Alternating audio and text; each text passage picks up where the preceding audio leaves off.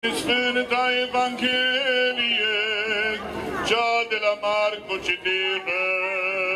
Slavă ție, Doamne, slavă ție! Să luăm aminte. În vremea aceea a venit Iisus din Nazaretul Galilei și a fost botezat de către Ioan în Iordan. Și în clipa când ieșea Iisus din apă, Ioan a văzut cerurile deschise și Duhul ca un porumel pogorându-se peste dânsul. Și un glas din ceruri s-a auzit zicând: Tu ești Fiul meu cel iubit, întru care bine am voit. Slavă ție, Doamne, slavă ție! Domnului să ne rugăm. Doamne, miluiește!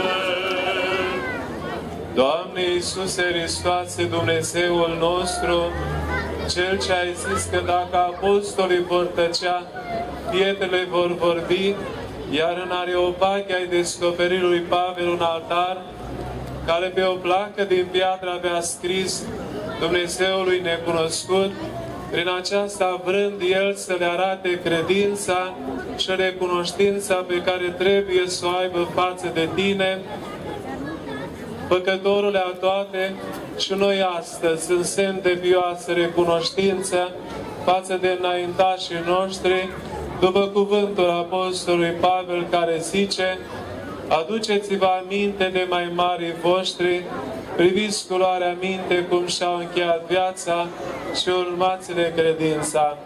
Am înălțat acest bust închinat poetului național Mihai Eminescu, ca să amintească despre faptele cele virtuoase, demne de urmat ale omului de cultură pe care îl omagiem. Căci un nume bun este mai de preț decât bogăția, iar cinstea este mai de preț decât argintul și decât aurul, după cum ne învață Sfânta Scriptură. Iar acest semn nu este ridicat spre închinare, ci spre aducerea aminte de măreția faptelor întâmplate în istoria neamului nostru și a făuritorilor lor. Căci în vremea de demult, Iosua, vrând să nu uite momentul întâlnirii sale cu tine, Dumnezeule, a luat o piatră mare și a pus-o lângă lăcașul sfânt și a zis: iată, piatra aceasta ne va fi mărturie în zilele viitoare, căci ea a auzit toate cuvintele Domnului pe care le-a grăit El cu noi astăzi.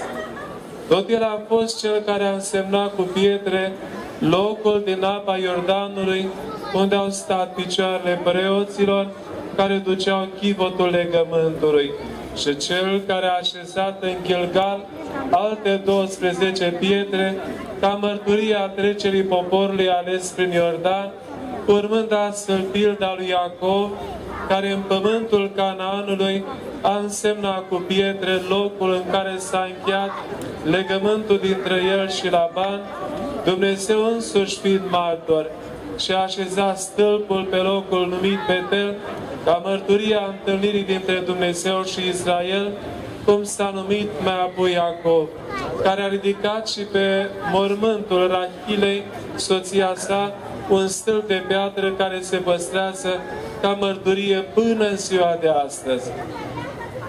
Pomenește, Doamne, Dumnezeul nostru, pe toți înaintașii noștri care s-au remarcat prin faptele lor într-o călăuzire acestui popor pe calea istoriei și a Evangheliei, iar pe cei adormiți într-o nădejde a învierii și a vieții veșnice îi așează în împărăția cerurilor, după faptele și credința fiecăruia, făcându-i părtaș la înfricoșata judecată acelei cununi de slavă cu care neamul nostru se va prezenta înaintea ta.